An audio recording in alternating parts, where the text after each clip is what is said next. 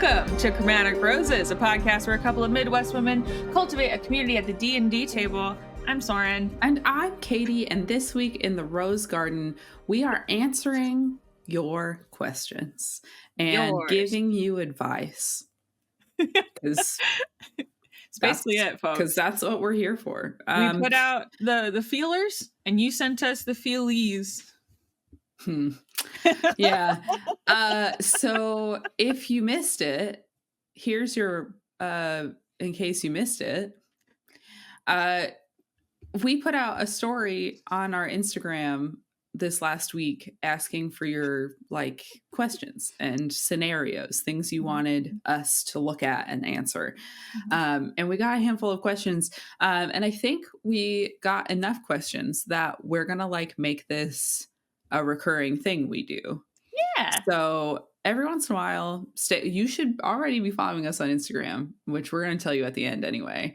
But you should follow us on Instagram so that the next time we post one of those stories, you can put in your questions. If you're like, wait, I wanted them to answer my question. Well, you missed it. And so don't miss it next time. But yeah, we're going to go through... we read through all the questions and we kind of organized them into different little buckets. And so we're going to answer a handful of questions today. And it's going to be great. It is. I think. So, shall we? How do we? We have these questions kind of grouped into different areas that we felt they fell. We found 4 main buckets, as we'll so affectionately refer to them. Maybe we can get an animation of a bucket. TJ? Okay. Anyway, we're going to start off with a few questions that surround the category of mindset when playing D&D. So one of our first questions in the mindset category was, how should you approach a session if you're just not into it mentally at all that day? Also, all of these questions are anonymous, so you can rest assured if you send them into us, we won't say who you are. They will be a ninny mouse. Anonymous. Okay, so how should you approach a session if you're just not mentally into it that day? Yep. What a great question. So good. I feel like, Soren, you have said on a couple of occasions that you have walked into D&D being not here for it. Not at here that moment. for it. Or maybe even more accurately, you've gotten in the car to go to D&D and have started not being into it, and then when you walked into the room, it felt a little better. So how do you do it? So to answer the question first, and then I'll talk about that. I feel like there are 2 different versions of this for me when I experience it. Is say I'm not feeling into playing D&D that day. Typically I will, when I get to the session, wherever it's being hosted, I'll go find the DM. In this instance, it's most often Sam. And I will tell him, hey, I don't fully feel with it today. And if I need to give some specifics, I'm close enough with Sam that sometimes I can give him specifics, whether it be super anxious today, really long week. I'm just zooted.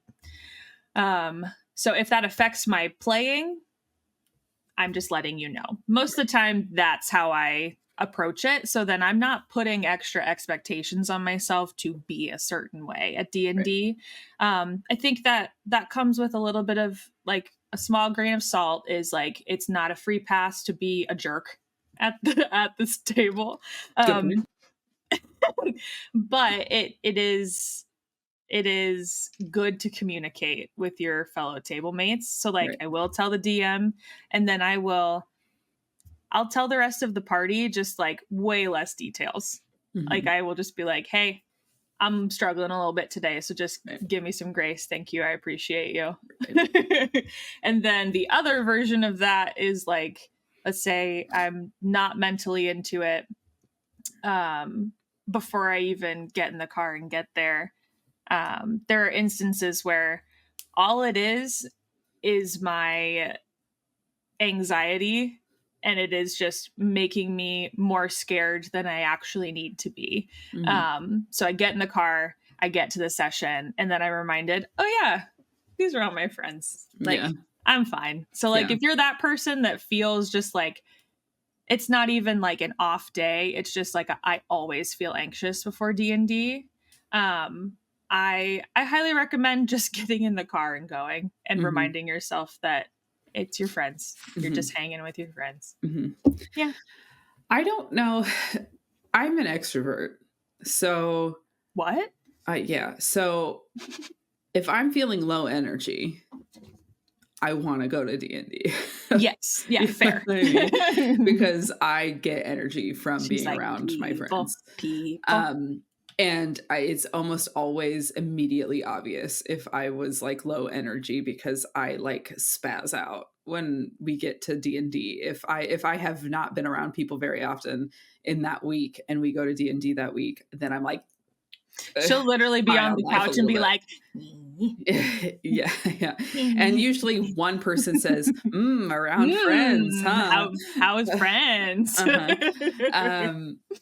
So I cannot relate from an introvert perspective because I am always like rock on friend time.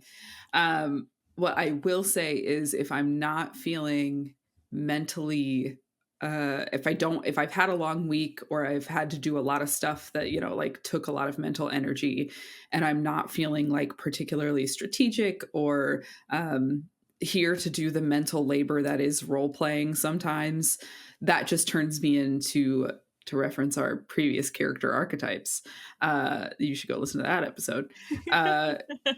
It just turns me into a lurker for that session. So maybe I'm just not as talkative or not as quick to offer ideas or, you know, something like that. I'm just more here for the like socialization and listening kind of a thing. So I think for me, it's like I don't ever feel like I need to tell anyone if I'm not feeling up to it. Sometimes like if my tummy hurts, I'll tell Sam beforehand. But it's like on the way there and I'm like, my tummy hurts. Yeah, my tummy hurts. And he goes, oh, do you want to go get a Sprite? Okay. Like, you know, so like, but then I don't feel the need to like announce that to the table. So my mentally not into it just turns into like, I adjust how I approach that session. And maybe it's like don't hold it against yourself. Like if you are normally somebody who role plays a lot and you need to take a day off where you don't as much, like allow yourself the ability to do that. Yeah, it sounds like you give yourself more grace. Yeah. You're just I'm just gonna not take a back seat, but I'm just gonna like lower my seat a little bit. Yeah. But yeah, if you feel like it's really affecting you in a way that is, I don't know, on a larger scale than that, then I would 100% tell the DM, one, so that maybe they don't pick on you that day. Or B, so they just like are aware that your demeanor at the table is not about the game.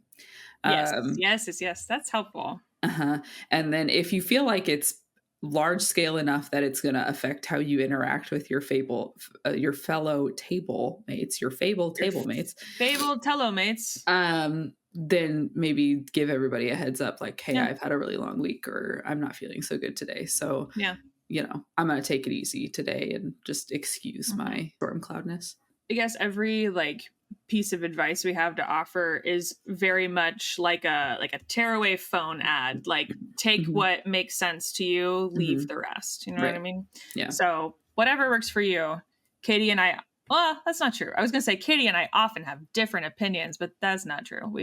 Sometimes we do, but sometimes we don't. Exactly. Sometimes take it with a grain of salt. Next question. Yes. Okay, so here's our next question for mindset. My friends play, but don't invite me. How do I ask to join? Is there a special code word?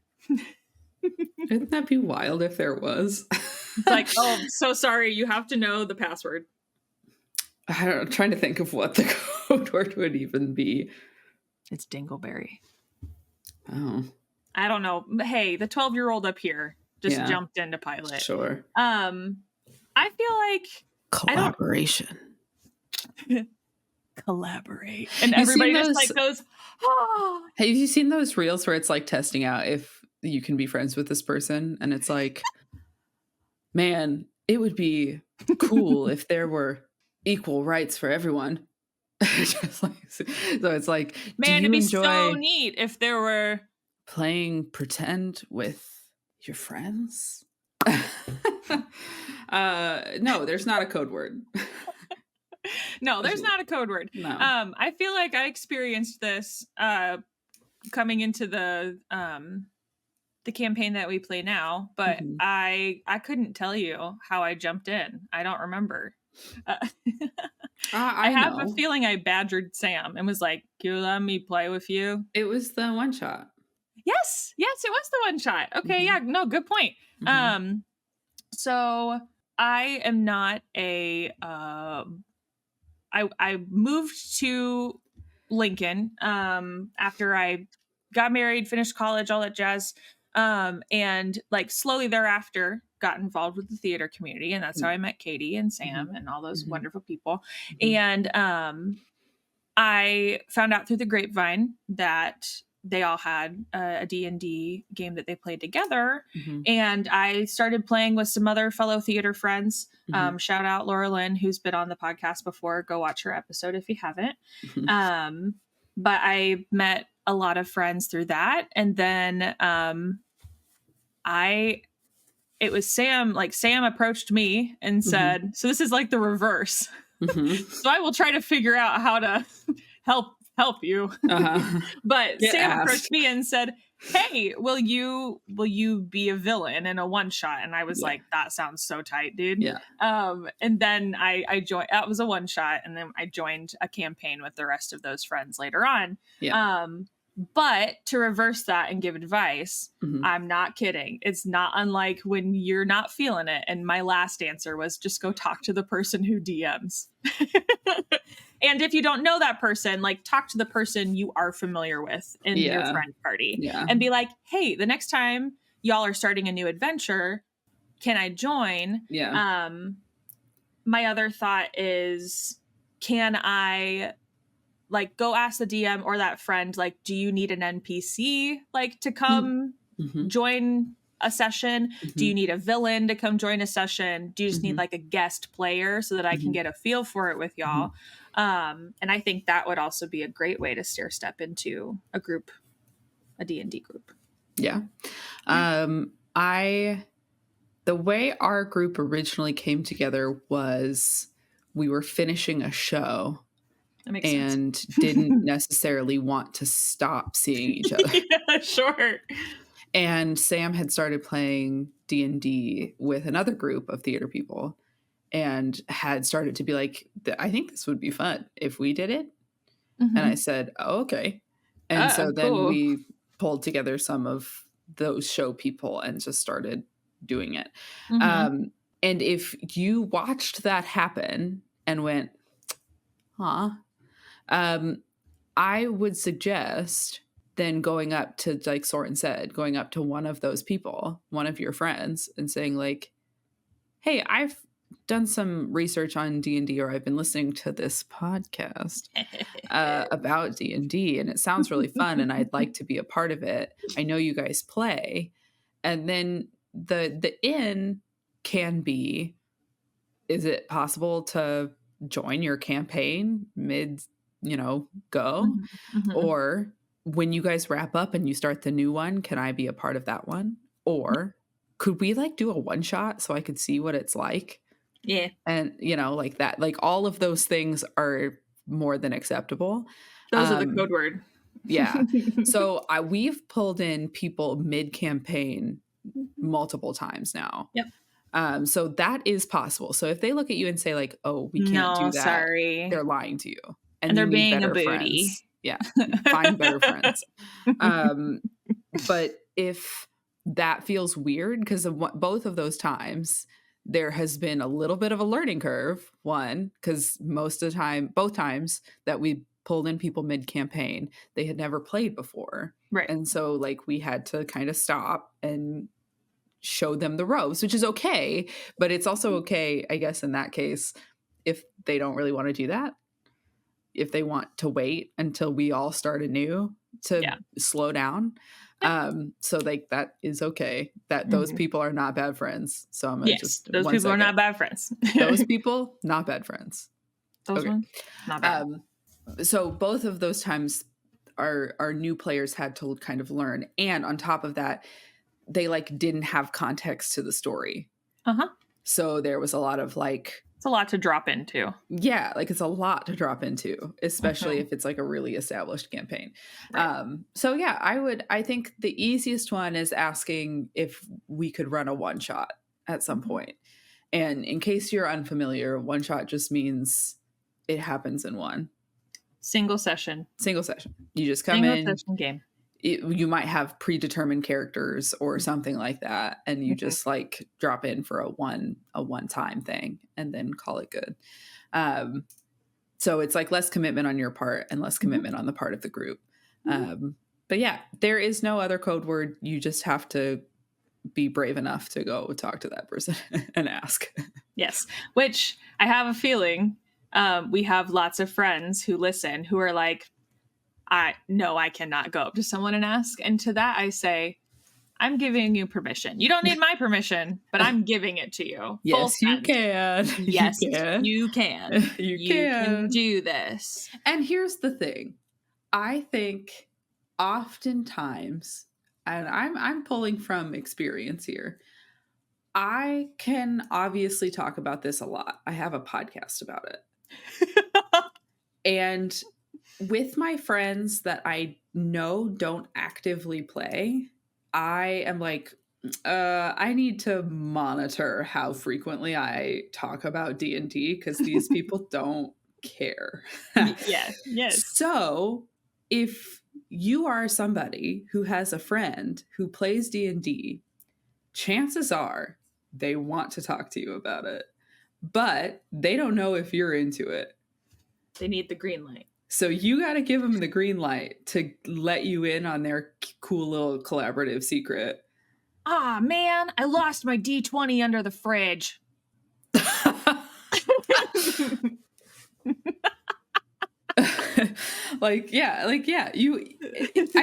think actually I'm going to take what I said earlier about you just have to be brave enough to go do it and say like, actually, they're just waiting for you to come ask them about it. Probably.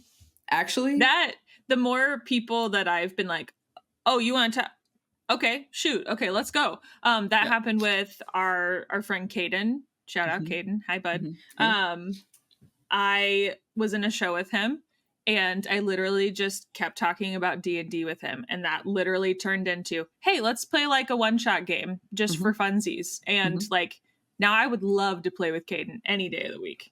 Well, and it's like, man, as soon as you open that door, at least for me, and maybe this is only for us camp counselors. That's another reference to the everybody better have a good time or else. Yeah, that's another reference to the character archetype episode. So you should go listen to it if you want to understand. I'm just like waiting for someone to open that door so that I can show you all the things that I've learned and made, resources I've made, or ways I've learned about things. And then you kind of have to be ready for it, because then the next step is, have you heard about Critical Role? Because I'd love to tell you about that. And buddy, you know that's a floodgate for Caitie. And then like, do you want to watch a new animated series called Legend of Vox Machina? Because I have a presentation I've made you to introduce you about it. Yes, and I've shown it to you. No, you have. Yes, you certainly have. I have. Yeah. So this question, my friends play but don't invite me. How do I ask to join? You literally just ask and they'll be like, no problem. Can I interest you in a spare set of dice that I've been waiting for this exact occasion to give you? Yeah. I keep a whole bunch of just like, you know, those little tiny boxes. Yeah. Those little clear boxes. I just, hey kid, you want to buy a sundial? There are folks on the internet who are trying to like gatekeep D&D. Those people, you don't want to play with them. No. So No. don't worry about those people. And if your No. friends are those people, they're I'm bad sorry. friends. Yeah. Yeah, I'm sorry. Anyway, we've talked about that enough, probably. Huh? Like I said, we can yap. We can. Okay, next question. My players stay too long after our session is done. How do I get them to leave without ruining their night? As an extrovert, this sometimes doesn't. I'm not this person. Sure. Sometimes, though, if I've got something going on the next morning, I am a little bit this person. And Sure. it is surprisingly difficult to get people to leave if you need them to leave. Here are my tactics. I start cleaning up. I'm passive aggressive. I'm never going to just tell you to leave because that seems mean. So I'm going to do everything in my power to make it clear that I'm trying to be done without having to tell you. Number 1, blowing out candles. Because, hold on, you might be thinking, blow out the candle. No. All Caitie 10 has, of them that are currently I was going burning. to say, Caitie has 12 that are burning at most sessions. Is it a fire hazard? Probably, but here's the deal. It smells nice. So start blowing out candles. The snacks that were on the table or around, start picking them up. Ask them if they're done with their drink. Are you done with that? Can I throw that away for you? I think this is not me trying to like call out our group. When Justin and I lived together, so this was pre Soren and TJ playing with us. Yeah. I think Justin and I also would start like turning off lights and stuff like that. Like it's theater intermission. And you're just like, well, flip. And sometimes Justin would like, flip. because he lived in the basement. So sometimes he would start walking downstairs and just being like, sure. Time to hit the old Dusty. You know? But yeah, there were some nights when, the party was going. And there would be like a couple of exchanges of me and Justin looking at each other like, I need to sleep. And I think if it got bad enough, we would be like, all right, get out. This has gone long enough. Leave. As a person who I don't frequently host sessions. Sure. Would love to in the future. But I don't frequently host. I am usually that person that's like, okay, Soren, get out. Mm-hmm. I also struggle. I'm sure Caitie and I talk about this left, right, and center every other episode, but I tend to be a little more ambiverted. And I actually heard someone describe what that actually meant. I literally thought it was just like a blend of the two, mm-hmm. But ambiverts are extroverted and can be extroverted when the need arises and with people that fill their bucket. But every other time they are, I need lots of recharge. I need lots of downtime to bring that back out of me. Right. So to that, I say, when I'm around the people that literally don't feel like labor to hang out around, those are people like Caitie. Those are people like our D&D group. It is so hard to be like, oh yeah, I should go home. Yeah. So some of those cues, honestly, even though they are passive aggressive, are very helpful. It's like, oh yes, no, we are all humans. Oh, it's time. Sleepy time. Yeah. I have a unique problem. That is, Sam is introverted and I am extroverted. Yeah. He is ready to leave much sooner than I am ever. Yeah. Sometimes Sam is like the initial catalyst is like okay, Sam has ascended or descended, wherever we are. Uh-huh. Sam has exited. Uh-huh. So it's probably time. So I probably have this much time before I need to start. When we hosted, which we don't as much anymore, Sam would finish the session. We usually hang out and play Jackbox afterwards. And then after a couple games of that, he would go into his office and be on his computer. And he would still like be within earshot. He could still hear everything that was going on and sometimes would participate adjacently. But that would be the time in which he would like, okay, so now Sam's left. So now we have probably an hour before we really need to wrap this up. But now that we don't host, usually I get a nonverbal cue from across the room that's like, should we go? Should we go?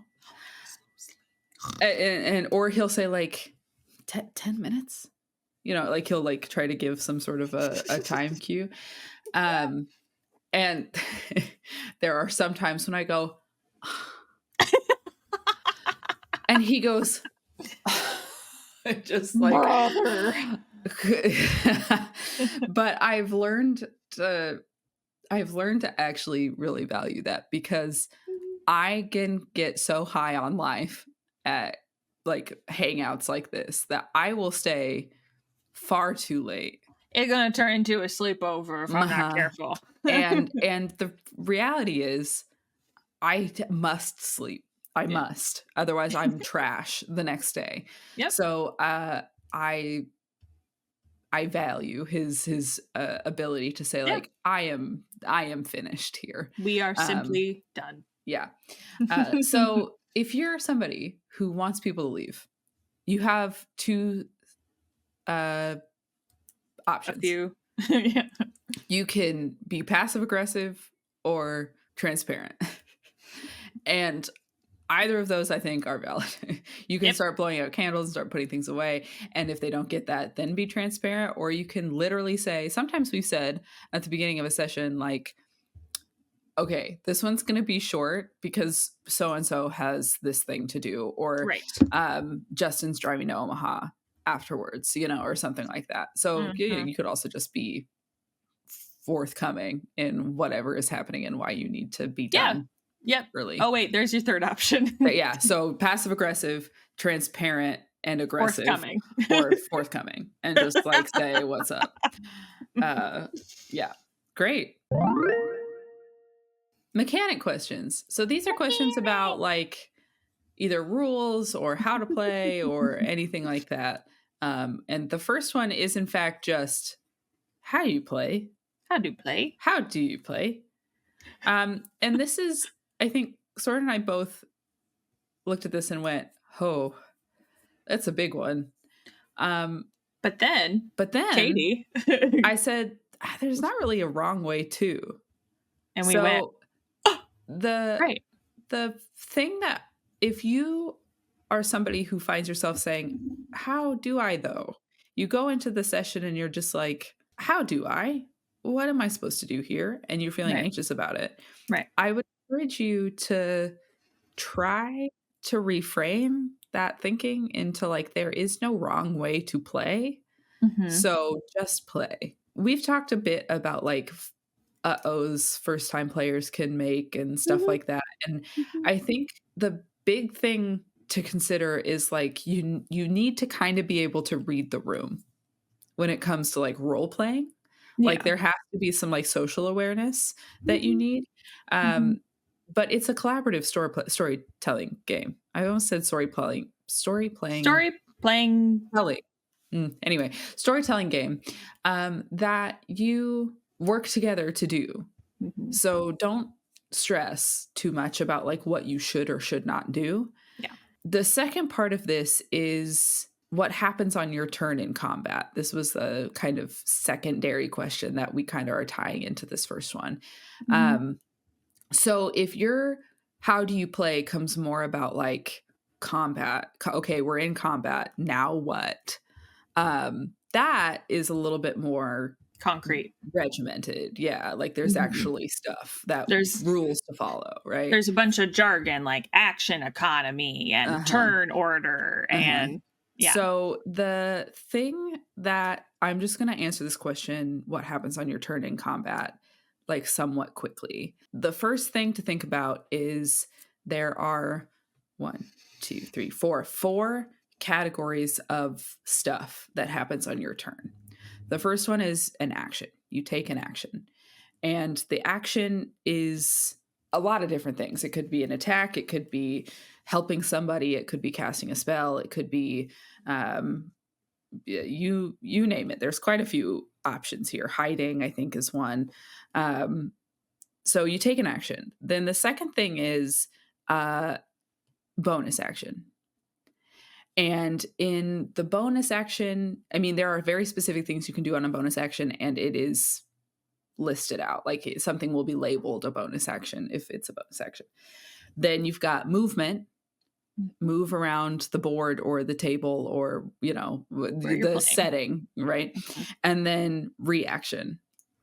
So a thing you do, an extra thing you might get to do, move and react. Those are like the 4 categories. So if you can kind of get that down for 4 buckets, that will help. This is part of why I like digital character sheets, because I can filter based on those 4 things. Yep. So I don't have to look at everything I can do and go, okay, what can I do when? I can say, okay, I need to take an action. Here are my actions. I want to take a bonus action. Here are the things that I can use as a bonus action. Yeah. We are going to do an episode here pretty soon about this kind of about character sheet usage and how to organize your stuff. Turn. Yeah. And so if you are somebody that's like, oh, that sounds helpful, I need to figure out how to do all this, stay tuned for that episode. Yeah. A teaser is going to be that I, based on something that Abria Iyengar had said, made a flowchart for myself for Prim. And I'm just like, this is so far away. Prim's flowchart. There it is. And I can't scroll and hold this at the same time. Anyway, so there's like, oh, good heavens. Oh my God. Okay. So anyway, the top section is actions. Then I have a arrow and it's bonus actions. And then I have an arrow and it's movement. And then I have an arrow and then it's reaction. And so I can just kind of flow down that flow chart and see all the stuff I've got and be able to pick it apart that way. So if you can remember those 4 things, action, bonus action, movement, reaction, that is your turn. You're golden. You should remember that combat, each round of combat is 6 seconds. So think about all of those things. And when, like, I've heard before, like, why can't I have multiple actions, right? Or why do I have so limited bonus actions, or, you know, whatever. And it's because this is a 6-second period of time, right? So maybe for your action, you cast a spell. Like, for instance, Prim could cast a healing spell. All right. So she cast Cure Wounds. That was her action. Then her bonus action could be Spiritual Weapon and putting that out in the field. If my action was only a cantrip, then I could cast another spell, or I could phase step and move across the board quickly, right? So she cast a spell, her action. Her bonus action, we'll pretend, was Spiritual Weapon, because that's a pretty average cleric thing. And then she moves. Now, I could move first and then action and then bonus action. I mean, all of those things are kind of interchangeable, but I'm checking off, right? So I cast my spell, I did my Spiritual Weapon, and then I moved. And then she has a feat called Warcaster that allows her to use her reaction to make an opportunity attack and cast a spell as a reaction. So I'm in melee with somebody, and they move out of my melee range. I can use Warcaster to cast a spell and be like, nope, nah, bitch. Nuh-uh. So there's my whole turn.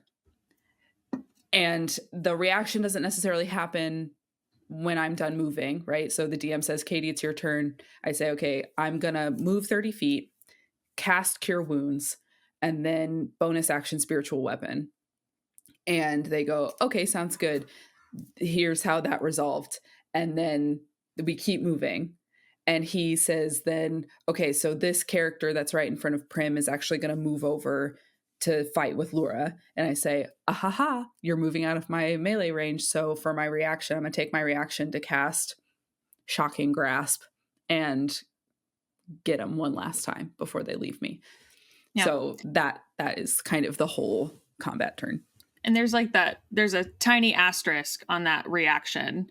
It kind of happens within other moments. So like your was it 4 buckets total that we just went through? So that 4th bucket, that reaction might happen not during your actual turn. It might happen literally as a reaction to something happening. Right. And sometimes you can hold it.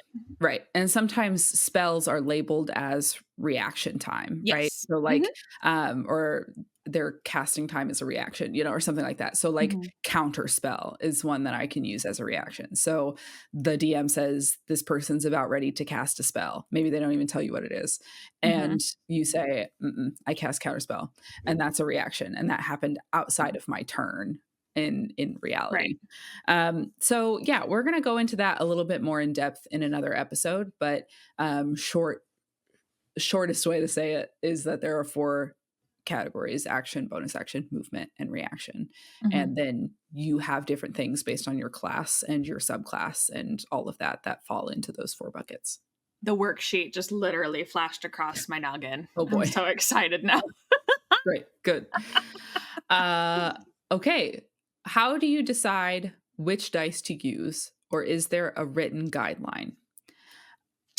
Look, it's Soren's dice bag. What a great question. Wait a minute.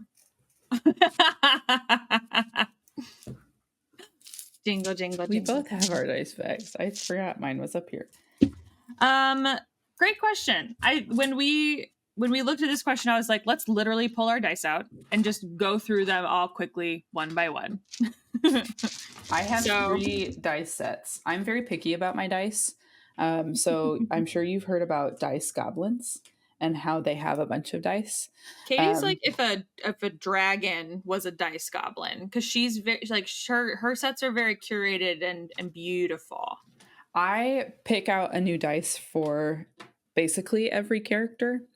I didn't have my own. I had like plain purple dice for Tenuvial, but like I don't even know where those went. Like those were not like fancy or special. And then I have one for Kashara, one for Prim, and one for Tisiphone, and they're all like very specific and expensive. I went very economical when I first started D&D, and I have just so many. But I have, sorry, TJ. I have so many random ones because I'm also a sucker for like individual unique dice. Like I have one that where's my camera? Oh boy. There it is. This is a D4 and it's just looks all cloudy. And so I just have that. I don't have the rest of the dice that go with it. I do have one nice set, and I got it in honor of my character, Laura, and it's very beautiful. But yes, Caitie is like got a little dragon horde. Yeah. So let's start by saying, so you have all these different kinds of dice, not just like the D20 versus the D12, but you have a bunch of different looking dice. Yes. How do you pick which different looking dice to use?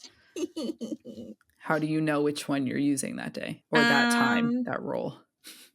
How do you do it? Do you just use the set that goes to your character, or you just pick one? I usually set them all out, and the one that I pick up is the one that I pick up. I don't really have a reason for it. All of my dice are in here. If I don't have my nice set with me, I have like my little dice bag, and so I will literally just like and like pick one. Sometimes I'll set out ones that I know I like. That I'm like, this one's very pretty, or like I'll test roll it. That's a thing. If you don't play D&D and you're about to, you will see lots of people test roll dice to see if they're behaving. Uh-huh. Yeah. So sometimes I will pick the dice that matches the character I'm currently playing, just because Yeah. like that feels fun. Yeah. But I don't always do that, because sometimes it's just like nice to pick up a different one. But all of that to say, if you've never played D&D before and you're like, why do you have 3 different kinds of D20s? So It's because fair. they look pretty. And there's no rhyme or reason to when I pick one up or don't. It's Easy just answer. like, yeah. Now there might be like a superstitious reason as to why I pick one up or don't. Like, for instance, Soren saying people test roll their dice. Like, hey, everyone in D&D, there's no magic to it. It's just a statistical probability It's about just what a number comes up. polyhedral piece of plastic. Yeah. But, you can talk about the dice gods favoring a certain dice or something like that, and then you pick that one up instead. Totally fair. So, and sometimes I pick it up because it feels nice in my hand. Like, I've got these, like, I'm going to describe it audibly also, because not everybody watches it on YouTube, but I've got these like moonstone dice that are heavy. Like, they are weighty, and sometimes that feels nice to roll versus like the like resin dice that are a little bit more I'm gonna switch hands because my computer is over here, so you can kind of get light. Anyway, these are lighter. Anyway, that's so. Which one I pick up has to do with textural feels and also just which one I reach for.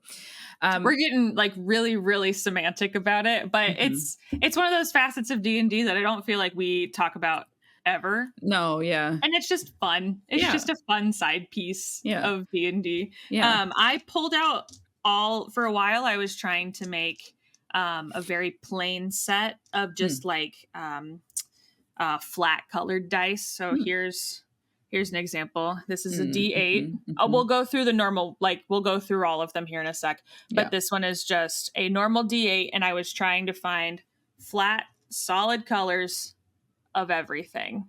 And so sometimes that's fun. And I'll use those as my example today because those are very easy to see on camera. Yes. Yeah. Yeah. So then how do you know which one to roll at any one given time? Because there are different kinds of dice, as Soren has already started to demonstrate. So you've got the stereotypical D20. It has 20 sides. When you hear somebody say D and then a number, they're talking about a different kind of dice, right? So there's a D20 because it has 20 sides. Yeah, so D20. This is used most frequently in Dungeons and Dragons. This is the thing that we roll ability checks on. Sometimes you roll a luck check and you just roll a D20 and see what happens. Attack rolls. Investigation, deception, persuasion. Most rolls happen with this. I'm going to the D100 next because that's. These also can be called percentile die. Yes. So a D100 has basically tens, groups of tens, right? So there's a 00, there's a 10, there's a 20, there's a 30, 40, and so on. So you can roll a D100 and get the like tens place, right? Like a 20. And then you can roll a D10 and get the ones place. So I rolled a 9. So 29, right, would be the roll for that. Yep. D100s don't get used often. Yeah. I'm trying to think of a scenario where a D100 happens. It is seldom. It is. And far and few between. Few and far between. Dang it. I say it wrong every time. It's all right. I think we got it. Anyway.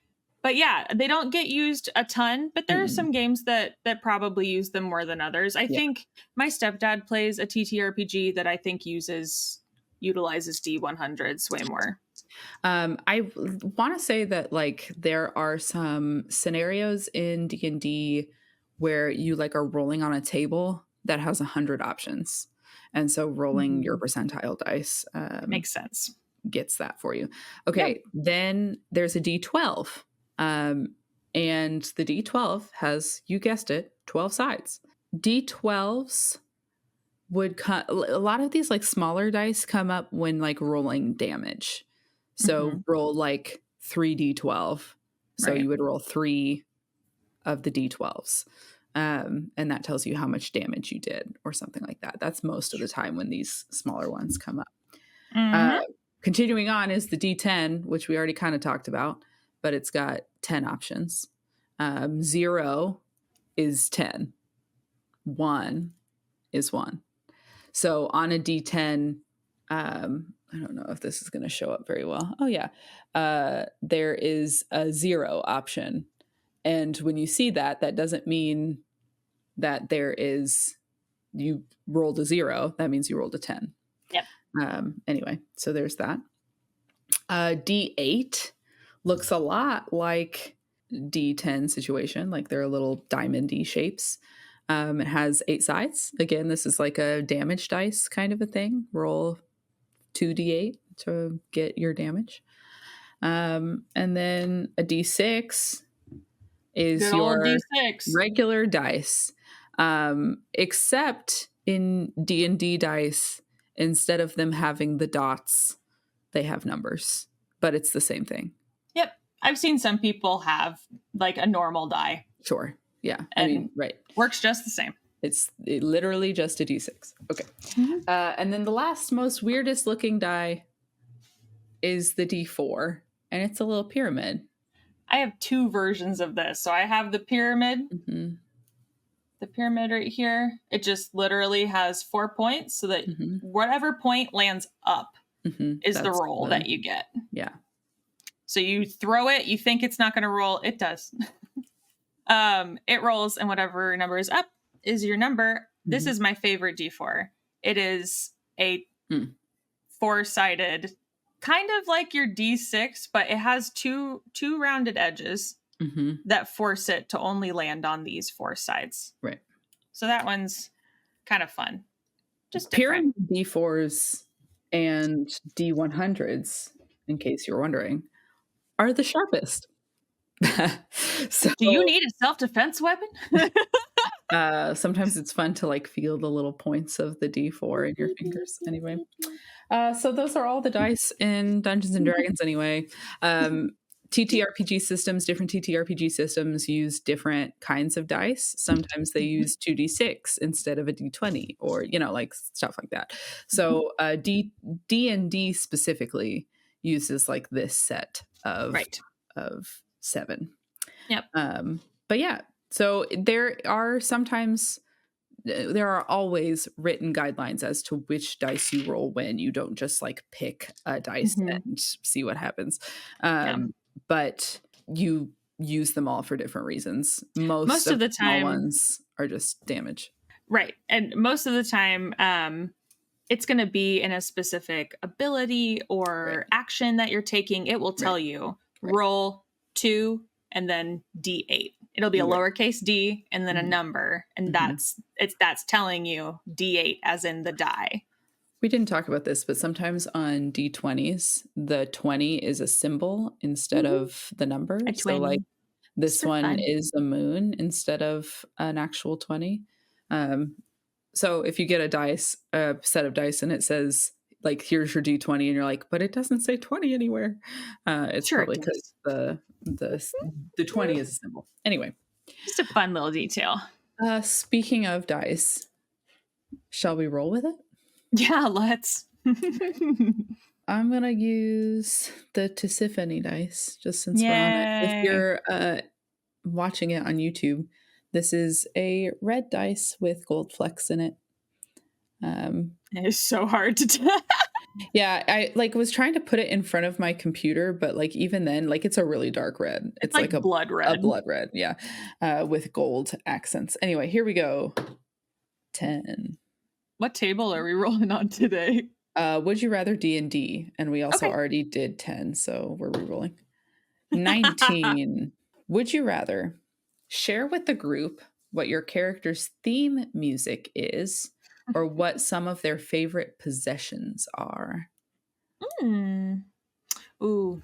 I'm so sentimental. I would probably go with possessions. Sure. I really like I really like trinkets personally. I'm a big, like, objects are super sentimental to me. So I think I would enjoy telling people. And I think there have been a couple times in session where Sam has like asked us like to describe either how something looks or like the way you interact with something. Mhm. And like those are always really special moments Mhm. to me. So yeah. I mean, kind of depends on the character, but like Yeah. Tisiphone doesn't really have much in the way of material items. Sure.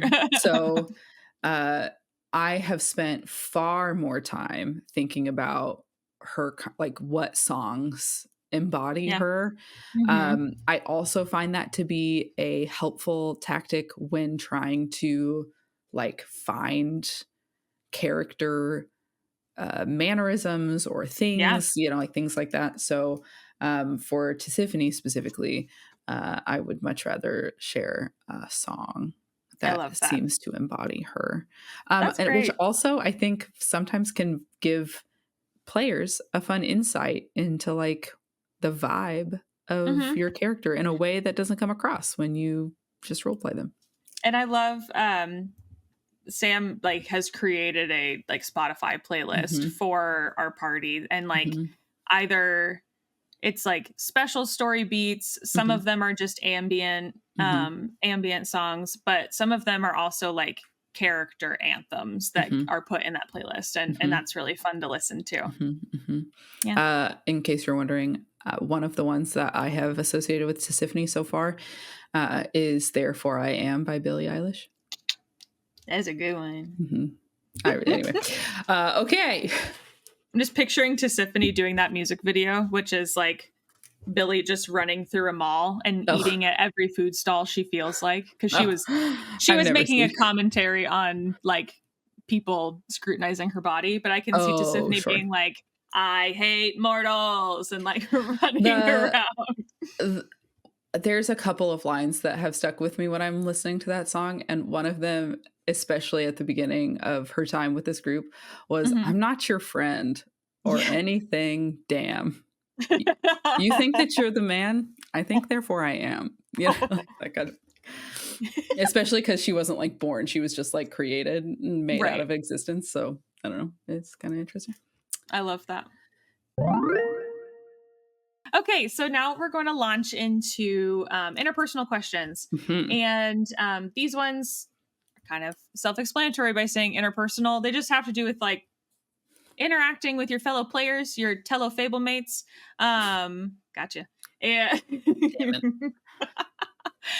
So they sit in that kind of vein. Yeah. This first question is, I've had a major conflict with another party member. How do we continue the campaign? Goof. Yeah. So Oof. the first question that I would ask back at this person is to be more specific. Be Have specific, you Bob. had a conflict with another table mate in Yes. real life? Or have Yep. you had a conflict character to character? Character to character. Because those Uh, two very different answers. yeah. And yeah. If it is a conflict with a table mate, my next question would be how bad? Yeah, like what's the level? There might be, I feel like there might be just a skosh of compartmentalizing Mhm. if you are like, it is not worth like dragging this into the campaign. Right. It's gonna probably also require some outside of session communication. Mhm. And if it that's if it's like manageable. Yeah. If it's like really, really bad, there's straight up gonna need to be like some DM conversation. Yeah, I think this that kind of question ends up becoming, do you need to end your friendship? Yes or no?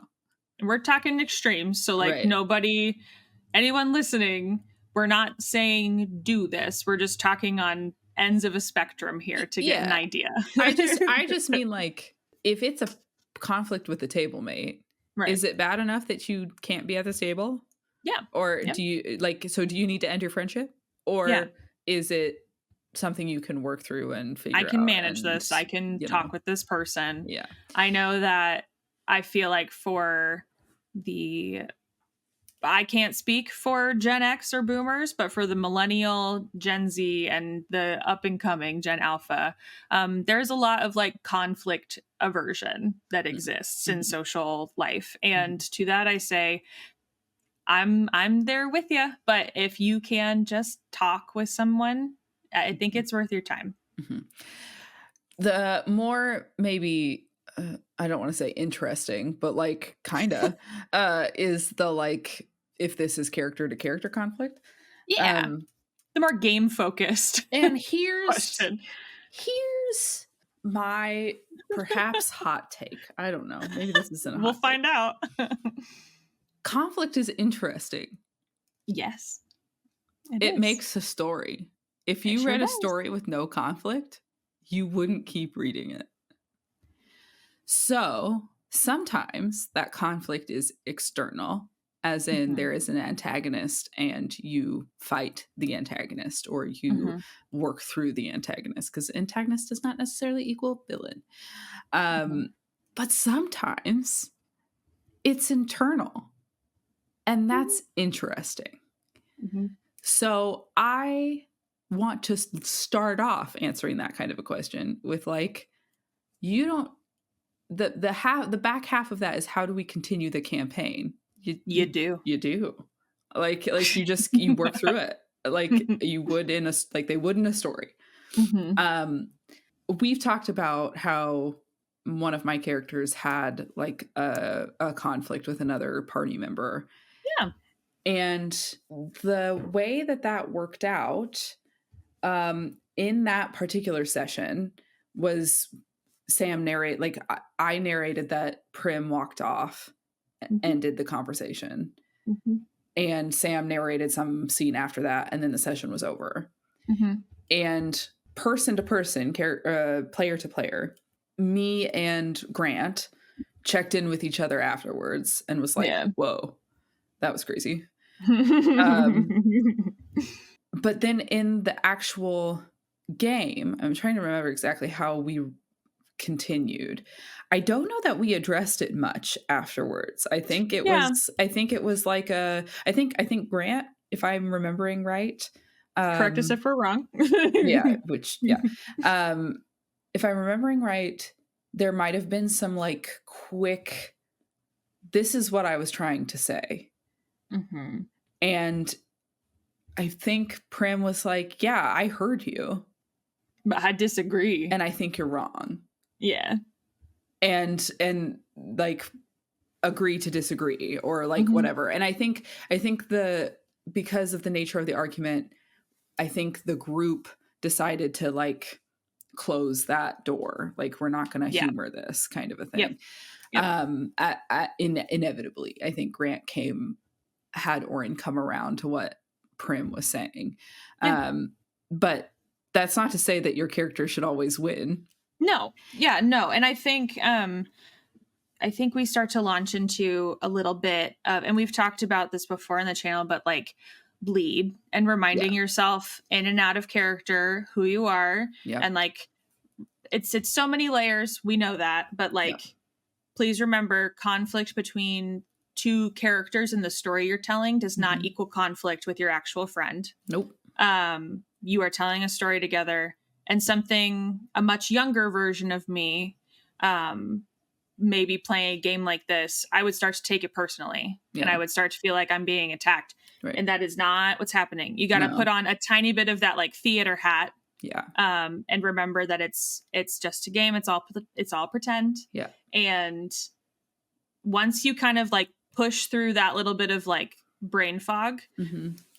I think you can start to actually determine what your character might do in a conflict. Yeah. What Yeah. are their goals? Tie it back to some of our resources that we've made for you. Mm-hmm. Tie it back to what are their goals? What are the things that they care about, they value? How does that inform this Yep. conflict? Yep. Yeah. So I think moral of the story for this one is conflict is not a campaign killer. Yep. It doesn't have to be. if you feel like if your character is getting into conflict and it feels a little too personal Like or something like tense. that, Yeah. like talk to somebody about it, whether that's your Yeah. DM or the other player. Um, but try to keep those things compartmentalized in that your character is not you. Mhm. And sometimes I think it might be easier for you to do that if you Yeah. play a character that is unlike yourself a little Yeah. bit. Yeah. And I think there's always going to be parts of these characters that are like us, and that's Yep. fine and Yep. that's expected. But the character is not you. I am not playing Caitie. I'm playing Tisiphone. And Right. Tisiphone has different goals and motivations and whatever. In the moment, though, I am still me, right? Sitting at the table. I am still me, but I have to put on like Tisiphone colored glasses and know that I can take those off at the end. Blood red colored glasses. Yeah. Or like whatever visualization tactic is helpful for you. You know, we've talked about putting on shoes, we've talked about putting on glasses, we talked, you know, like whatever metaphor works for Whatever you. drop-in phrase you need. But like you have got to separate it. And I would say if you are somebody who had conflict with another party member and maybe you're not having a problem, but it seems like the other party member is, then I might also say that's another conversation, like either with that person or with the DM to say, like, hey, it seems like this is going further than it does for me, but for you. And like, I am interested in telling an interesting story, and that's what's happening here. And so I just want to check in and make sure that you're on the same page. Yeah. And if it's something that is recurring or it's something that happened last session, you're looking to further in the next session, maybe it's a text to that person before that session that says like, hey, heads up, I want to address this in character at our next Oh, yeah. session. And so if that's okay with you, I'm going to try to role play that. Full send. and know that like I am not Caitie, I'm not coming at you. Yeah. But this seems like an interesting thread that I want to pull for the sake of the story. And I don't want to do that without your consent. So like if you're cool with that, let's explore do that. Yeah. And that might give that person just like a heads up so it doesn't feel like a blindside. But I would also encourage that person, if they're the person having trouble, I would encourage that person to like find techniques to help you deal with that, because that's not always going to be possible. That heads up text is not always going to be possible. You shouldn't expect no one can at your table can constantly like, hey, by the way, I'm going to do this. So I just want you to be fully prepared for what I'm going to be doing. Like, if you get one every once in a while, wow, what a cherry on top. Thank you for being a cool table mate. Yeah. But expect that you will not always have that, and find ways to cope. Yeah. Yes. Right. We have more than once every time actually played like Jackbox afterwards.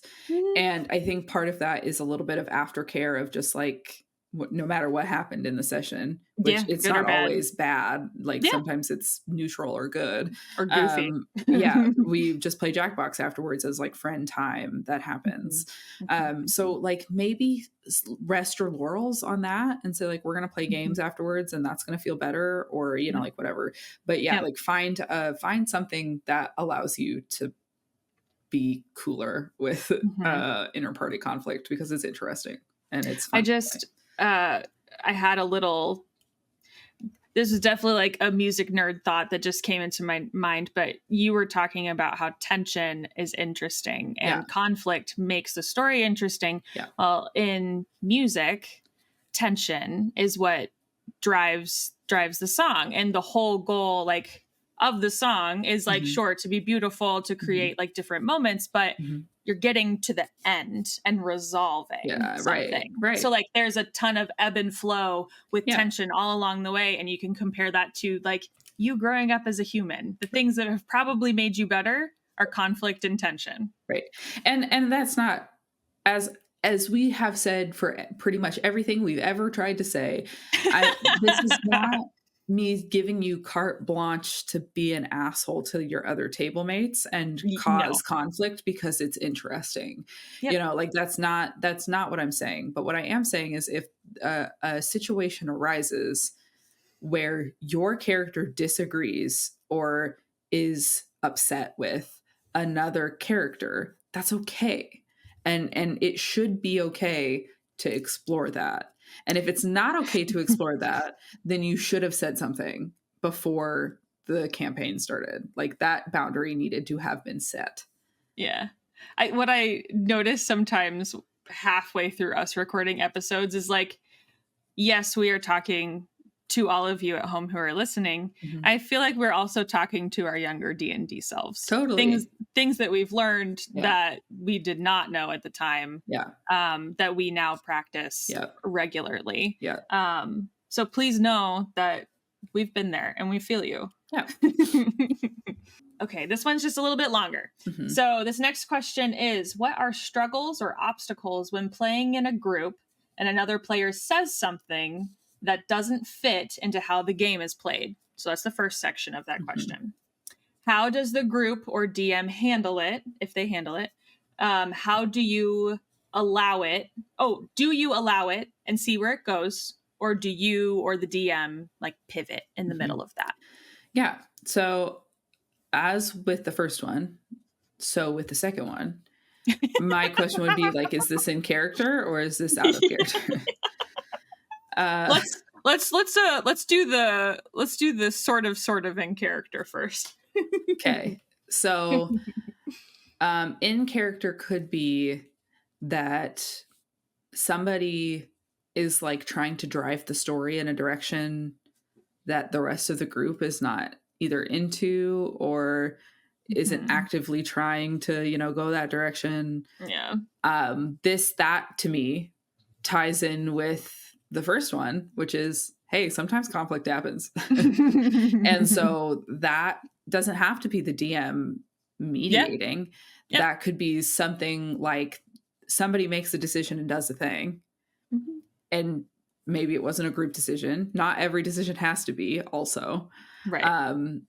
So maybe a player did something that the rest of the party wasn't aware of, and the rest of the party doesn't like it. May I interest you in campaign 3 of Critical Role, where Taliesin Jaffe makes a decision without that nobody was happy about. That nobody was happy about. And he did it because he felt like that's what his character would do. Now, he didn't do something that was like, it's because what my character would do is a very frequent argument, right? That sometimes is toxic. That's a catchphrase that we don't condone all the time. Right. But like he made a decision, and it was not a decision that the rest of the players or the characters were chill with. And then afterwards there was conflict, and there was conflict character to character. There was conflict group to character. And like, for instance, Ashley Johnson role played Fern, giving Ashton a little bit of the what for of just like, how dare you do that? Number one. And she like hit him. Like there was like she threw a punch and damage was dealt and like that kind of a thing. Then there was another opportunity, and I forget if this was in front of the whole group or individually, I don't remember, but Travis playing Chetney was like, if you're gonna pull that again, why don't you just go ahead and leave? Don't do that. We're here as a group and we do things together, right? Or you can go off and do your own thing literally by yourself, right? And like, was it a little uncomfortable? Yeah. But it's like, hard to watch tension like that. But it was also like interesting. And it gave Ashton, the character that did the thing nobody liked, it was like a character growth moment of him going like, oh, I can't just be Oh. reckless. These people Oh, care there's the about me. boundary. Yeah. And I actually care about how they perceive me and like all that kind of stuff. Like it was, Which I previously didn't think I cared yeah, like I as much didn't as think I I was actually worth do. caring about. So Right. I was willing to be self-destructive because I Right. thought I didn't amount to anything to Right. anybody, and it Right. turns out I do. So it was interesting. It was worth Yeah. watching. Yeah. The other, so character to character, yeah, that's gonna happen, and you should play It's it gonna out. happen and let it happen. Right. Table mate to table mate. And like a little more mechanically. Yeah. This makes me think of the character archetype episode a little bit, in that like Yeah. if a character or if a player makes a mechanical mistake, Mhm. a question that you should ask yourself is, do I need to correct them? Yeah. Is it worth correcting them? Yeah. Or can I just let this happen and Because it be, chances are your DM is gonna clock it. yeah. Or like even if they don't, like not every misstep requires a correction. There's some like big ones that maybe require correction, but most of the time I feel like It's probably the fine. DM's gonna clock it. Yeah. And if it is really worth saying something, your DM will say something. Right. And yep, I think that's mostly it. Yeah. The thing that I will say, it is a bit, what I'm about to say is a bit, and the bit is funny every once in a while, but the bit is not funny all the time. Sure. And that bit is talking about the game in character. So you're talking about your resources, and you say, I can't cast that spell because I'm out of spell slots. Spell slots is a mechanical term that we use to understand the rules of the game.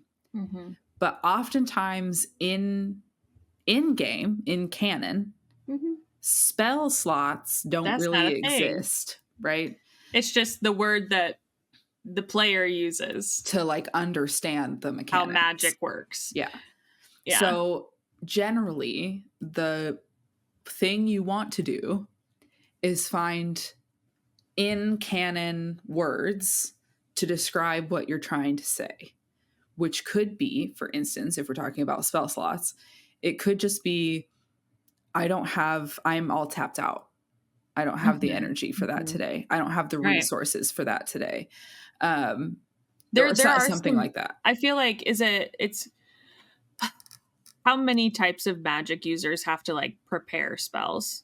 A couple. I don't remember which class specifically. There are a few classes that kind of require like preparing spells ahead of time. So like I think that one has a little bit of room to be like, I didn't prepare that today. Yeah. I didn't get ready for that. I don't have the stuff I need. Some of this is a grain of salt because like when you're still learning the game, totally fair to just be like, right. Hi, you know those spell slot things? I don't think I don't have those anymore. Right. Or like my intelligence is, only +2. Like you can say those things. It's okay. Right. But like if you're constantly in character trying to make a jab, it's tiring. Like that's the thing. It's funny sometimes. Yeah. It's funny sometimes. It can be comedic at great timing sometimes. Yeah. But that's another one of those scenarios of like, read the room. Is now the time for a bit? And if it is, cool, then do bit. But if it's not, then maybe don't. And find other words to say what you're trying to say. Because you can reference your stats in game. Yeah. But you gotta find other words than I have a +2 to intelligence. Or whatever. It's an exercise in theater. Yeah. And the reason that it's only funny sometimes is because it takes the rest of your players out of the game. If people are trying to role play, it takes everyone out of that moment when you say stuff like that. Yeah. And when it happens, sometimes it's funny and everyone goes, ha ha ha, what's that? Right. And then like, I've never heard, ha ha, I've never heard of that. And then sometimes it's like, okay, can you find another way to say that? Yeah. And Yeah, there's some level of like immersion that gets right, dispersed. right, Yeah. right. Yeah. Last two big questions. These are character driven. So what should you do if you're mid campaign and you aren't vibing with your character anymore? You liked her, you were into her 3 months ago, but now you're 3 months in and you're like, this bitch is annoying. You're like, man, they used to be so cool. Yeah. But the excitement, the novelty has The worn honeymoon off. is over. Uh, I had a couple of thoughts okay. when I read this was will kind of lead into part of our next question is like legitimately retcon it with your DM and like maybe make a powerful transformation switch. Sure. Maybe keep the character or talk with your DM to kill your character off legitimately. Like I think that is totally okay. Yeah. If it's kind of like that, hey, do we need to kill them or what? Like, is it that bad? If it's not that bad, then yeah, go talk with them and see how you could maybe multi-class, maybe see Sure. how you could have like a big storytelling, like transformation moment where you change vocations or something. My advice to you would be like, nail down what it is you're not vibing with. Yeah. So Yeah. is it mechanical? Is it a personality choice? And is that something that you can in-game fix, whether that's multi-classing or a powerful personal transformation, like whatever. Killing off isn't the only way that your character could exit the story. Correct. You could pull a Sam Riegel and have a big explosion moment where your character leaves the party. I'm out of here. And then you come back and you play as something else. So like if it is just like, yeah, I just don't like this individual as much as I did. And I think the story that I was interested in telling, I've told, like whatever. You could just have them leave the campaign. Yeah. If it's part of your character's cool, fun story to die a heroic death, then you could also work with your DM figure about out like, how to do hey, that. I'm not really into this character anymore, but I do think they would exit this way. Can the next time we have a combat session, could we work it out so that she gets killed saving another party member or something like that? Or maybe it's not so much rigging that combat, but necessarily, but maybe saying, hey, I think this is how my character would go if they went.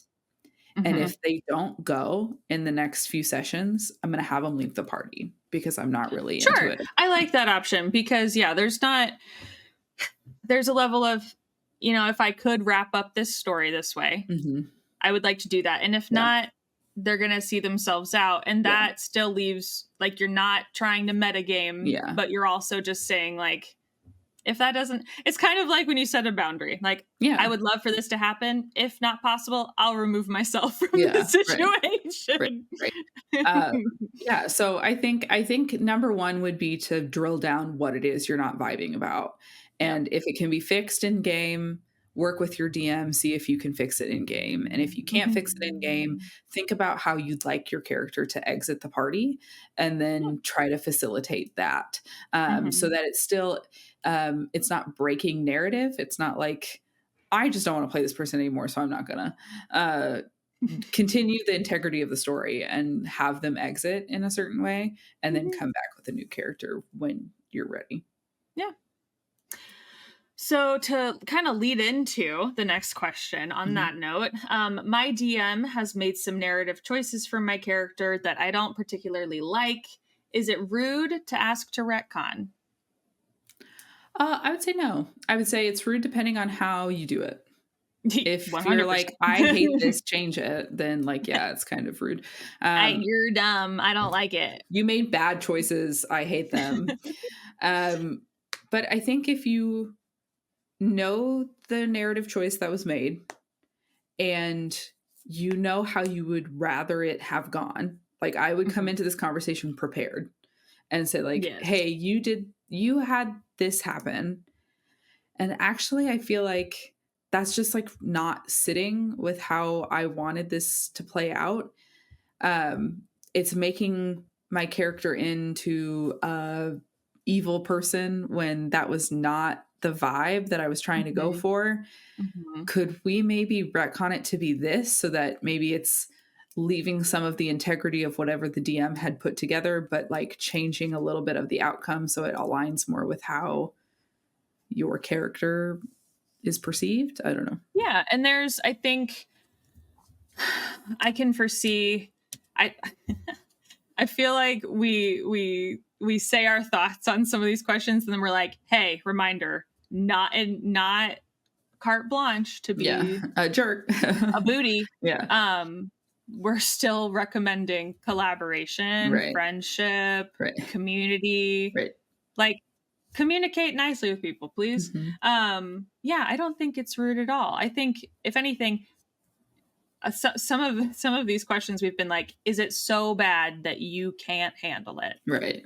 Is it so bad that like you really need to talk to them about it? That's fine. Then it's not rude. Just like come prepared. I think that's great advice that Caitie said. Come prepared. Know what it is you actually would like to talk about, and just ask to make an adjustment where helpful. Yeah. And maybe like it's also fair to ask questions. So to say like, hey, I noticed this happened in our last session. What was your plan there? Oh yeah. And let them explain it a little bit. Or if they go, well, I don't want to ruin it. So like, what are you really getting at? And say like, well, this just didn't shake out how I saw my character going. So I wanted to get a little bit more insight into what the plan was here so I could know if I wanted to ask for maybe a retcon, because I don't love the direction we're headed. And so like, just like come at it with compassion and curiosity rather than pointing fingers and demanding changes. Because we're not suggesting that you backseat DM, because that's not the goal here. Yeah. If anything, we're recommending that you foster better communication, and then therefore you understand more so the expectations between how the DM is going to run it and how you can react to how the DM is going to run it. Right. We're not trying to, you used a great word earlier, like not to rig this combat, but you're not trying to rig anything in your favor. You're trying to find thematic threads, find story beats, and like, how can those help affect your character in whatever way. Okay, we're going to do some rapid fire questions now that we're at the end, just to kind of wrap this mother up. First one, if you could have any creature from D&D as a pet, what would you choose? An owlbear. I'd have an owlbear so I could ride him everywhere. That's great. We're so cute. I agree, but I simply cannot say the same thing. Just for sake of saying it. Yeah. Too samey. You just wait. All right. What was his thing? Yeah, so I would have an owlbear, and he would have, or they would have, anyway, have a really cool saddle, and I feel like I would embroider it or something like that. This is for a made-up character that doesn't even exist. This is for Soren. I would I'd have an embroidered saddle for this owlbear. I'm trying to think of what their name would be. If anyone has an idea for an owlbear name that's cute. Displaced beasts are cute kitties with tentacles. But also, so that's one. But also, Xerxes from Calamity had a griffin named Tempest. That's and cool. Griffin the Tempest, or Tempest the Griffin, Griffin the Tempest, What? Tempest the Griffin was like made of galaxies. What? Like he was like purple and Tempest. I'm gonna do this strategic. Put a picture of it on the screen. Tempest the Griffin. There he is. Oh, well, that's not. Okay, there we go. Xerxes, the first knight of Avalier, rode an amethyst starry griffin named Tempest that he met after casting Find Greater Steed. Tempest became his loyal companion, later became the mount of Xerxes, son Elias, bringing him to his father Evandrin in the astral plane. Yeah, so we'll go ahead and tag the artists too, so you can go find them. But Ruby Diane Arts, or Ruby Diane Arts, Oh, sorry, we'll tag them. This, wow, that's so beautiful. Isn't it pretty? That's such a good choice. Thanks. So I'd have Xerxes's Griffin from Calamity specifically. What do you think your best and worst stats are in real life? I'm just gonna pull up the list so I can make sure I'm looking at them all. Sure, yeah. I think I would either say my dex or my charisma is my best stat in real life. I don't know which one. Oh, there's like a couple different ways to go about this, huh? True. I'm gonna look at the skills. So I think my wisdom could be pretty high because of like perception and insight, things like that. I feel like I'm pretty good at that. As a dancer, I feel like I have to say dexterity also could be pretty high. Yeah. I was thinking of dexterity from like my hands and like drawing, crafting, making things. That kind of made sense to me. But yeah, charisma or dex, and then you said wisdom or dex. Yeah. Okay. And so then what's our worst stat? Strength feels like a one, I have to say. But I don't know. I'm like dance also kind of falls into strength, so maybe not. I'm gonna base this on one thing. I'm an upset tummy girly, so I'm gonna say Constitution is probably my worst stat. I would probably, if anyone has seen Arcane, I would probably be Jace throwing up on the bridge if I saw death in real life like happen in front of me. So I would say Constitution. Okay. Yeah. Katie's like, I don't know, I'm so well rounded. I'm so good at everything. No, I don't know. Maybe it feels weird to say that I'm low intelligence, but like maybe. Well, we've talked about how wisdom and intelligence, like those come from two different book smarts versus street smarts. So like, see, that makes me feel weird also, because I wouldn't say that I'm like street smart. Then maybe you should have picked intelligence for your higher stat. No, but listen, because like I feel like I'm very observant. I notice things. True. And I can read people pretty well. So I feel like that's my wisdom. I like to read and learn things, but you know what? I am bad at mental math. Oh. So we'll base it on the one thing. I am low intelligence because I cannot do math very well. And I guess like it doesn't mean that you're like like you're not. Yeah. You're not grog intelligent. I'm not a 0 intelligence. Yeah, it's just your lowest like of maybe the bunch. +2 intelligence out of +5 kind of a thing. Yeah. Strength is pretty low, but it's not the lowest. Yeah, weak wrists. Is that what it is? I can lift another grown man if I needed to. Not a big one, but like an average grown man. But I can't hit things very good. Like I'm not good at pickleball. And that's hand-eye coordination. I don't do good that's sports. That's not strength. Yeah, well, their hand-eye coordination is not on the list. So that would probably be dexterity. Nah, but see, I'm good at maybe it is dexterity. Buckets of dexterity. Maybe it is dexterity because we talked about when we played volleyball in the backyard, how I would see the ball and I would stand there and then run like 3 seconds too late. Yeah, maybe it is dexterity. Because All right. I would say constitution, strength, and wisdom make way more sense for something like dance. Sure, yeah. Because dexterity is not flexibility. You know what I mean? Sure, or like dance skill. Like it takes a lot of strength. Acrobatics, though. Yeah, that's true. Good point. I don't know. Anyway, so now that we're done talking about all the things Caitie's bad at, since you've started playing D&D, what aspects of being a player do you think you've improved most at? All right, you said this when we were prepping, but we tore ourselves down. Yeah, I feel like shit, so time to build me back up. Now it's time to feel good. Since you started playing D&D, what aspects of being a player do you think you have improved most at? I mean, the obvious one is I understand the rules better.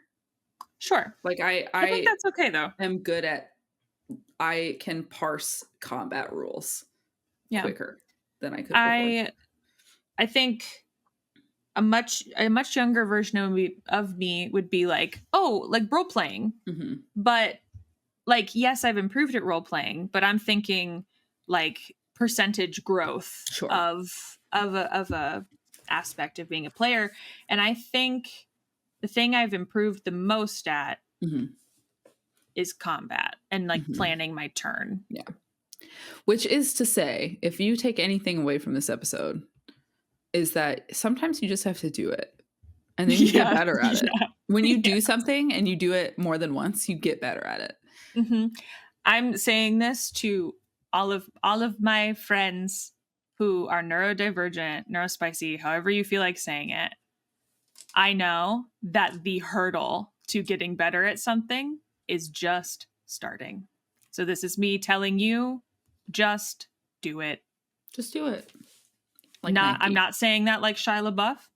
I'm saying it like Soren. Just do it. Just start. Just start. You'll be glad you did, because I often say this to my coworkers. I'll say, just get that first pancake out of the pan and then move on. Yeah. First pancake's always the worst. That's it for us this week. Thanks for spending time with us today. Thanks to Noah Trumbull for the use of our theme song. There's a link to his Instagram in the episode description, so make sure you give him a follow and stay up to date on what he's doing. Yeah, if you're enjoying the show, there are a few things we'd love if you do. So first, please leave us a review because reviews help other listeners find us. Second, follow us wherever you get your podcast so you can be up to date on when new episodes come out. And lastly, or thirdly, follow us on Facebook, Instagram, Twitter. Never mind, we don't use Twitter X. But follow us on those other platforms just to see what we're up to and to be the first to know when a new episode drops. Yeah. We want to hear from you. We wanted to hear from you today. And we heard from some of you. But if you missed that boat, we still want to hear from you. So do you have a question now that you've heard other people's questions? Do you have a question that you want to answer? Do you have an idea for a different episode now that you've heard us talk about some of these things? Or do you just want to like say hello? All of those things are worthwhile. And you can send us an email at chromaroses@gmail.com. That's CHROMAROSES@gmail.com. We respond pretty quick, I think. We don't get a lot of emails, but if we did, we would respond pretty quick. So